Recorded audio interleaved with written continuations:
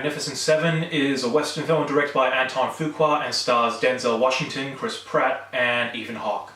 The film is about a group of 7 strangers who come together to help defend this town that is being ravaged by a ruthless man. Now, before I get into the film, doing a Western in today's times is difficult because the Western genre has been done to death. There's not much more any filmmaker can do with it. So the only way to keep a Western fresh and new is to try something different. And this film doesn't exactly do that.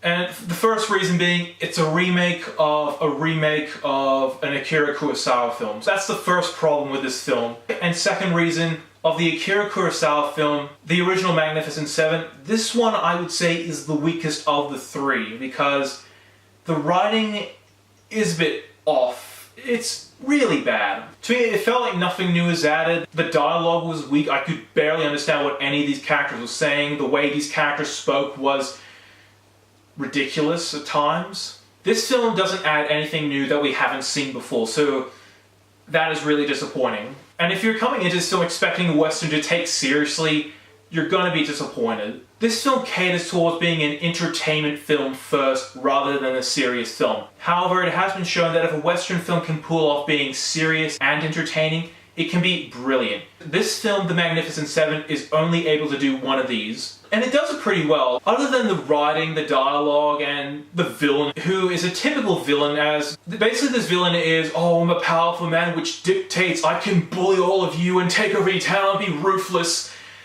We've seen this villain before. This villain is nothing new. We have seen him before and he was pretty weak. But other than those negatives, this is an entertaining film. The core 7 actors who make up the Magnificent Seven are brilliant. I like these characters. Each one was different, unique, had different attributes and characteristics to them.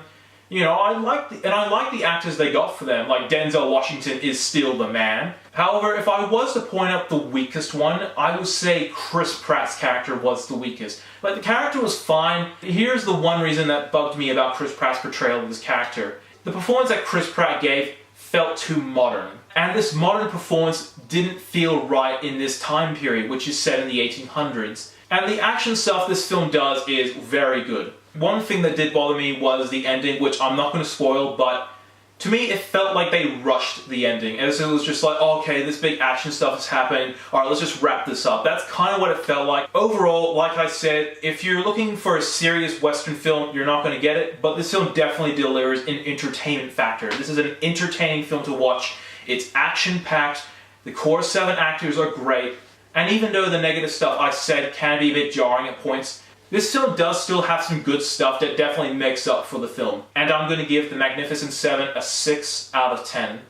Thank you for watching. If you like what you see, be sure to like my Facebook page, follow me on Twitter, and subscribe to my channel below. As always, I'm NETX5. Thank you so much for watching.